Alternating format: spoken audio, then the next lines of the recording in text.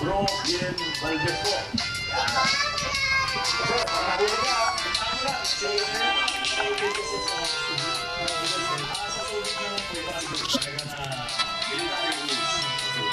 Kapag yun naman, kapag ka-OD, huli ko talaga kayo.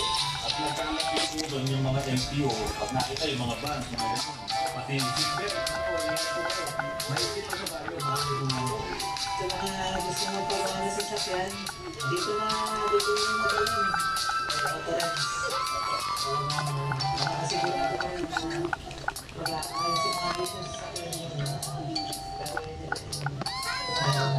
Eh sir, maraming manonood dito sa video natin na to. So ano pang sasabihin ko sa mga nanonood po ng ating mga vlogs? Mag-subscribe na rin ako. Tulad ko, huwag nang nilagay ko sa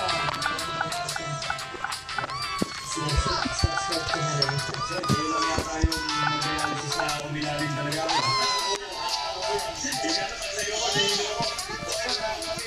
Nakakalaman din po ako kay Sir Emilio del Valle kasi talagang pumunta siya rito sa amin.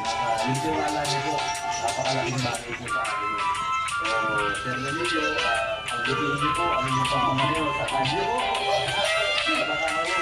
Maantokin kayo. So, para po, mawala na yung mga problema.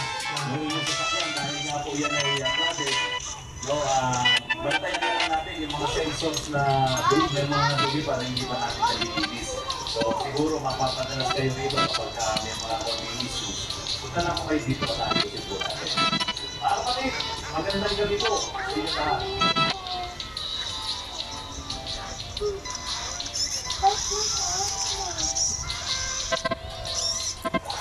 may strong cafe. Good water.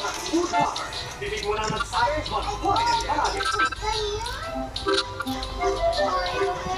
Mga kapatid, magandang gabi po sa inyong lahat. Ito, merong naka-jackpot. Hindi ko alam kung ito ay jackpot o jump shop.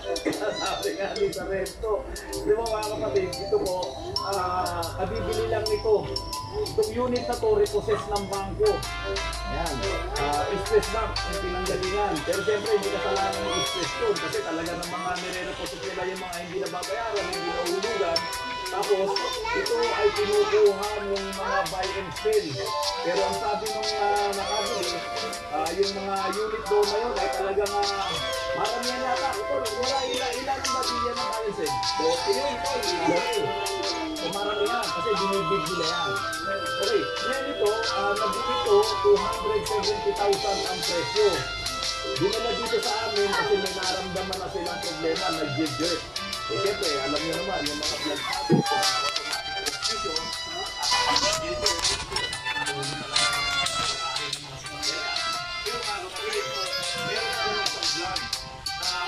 yung pagbili ng second hand na sasakyan, kung paano ka makakajak pa. Mga kapatid, kung ito ay napanood, kung nakasin dito, dito sa ang jump shop na binila. Ay, binila. Hindi naman jump shop. Sino to? Sa'yo ba to? Sa amin to. Pinili namin. 1 plus 1. 1 plus 1. 2017 gasoline. What is this? Dinala rito, yan na. 2. Bagay mo na. Alam naman yung 1. Hindi ara yung 1 plus 1. Nakita ko yung loob nung kasi mga kapatid ko sa isang vlog ko, sabi ko, tingnan nyo lang, pag tinanggal nyo yung oil cap, yung pinasakit doon sa ibabaw ng engine, kung may nakikita yung mga dumi o sludge. Dito, titignan nyo lang, pag binagsan nyo to, makikita mo kasi yung oil dito.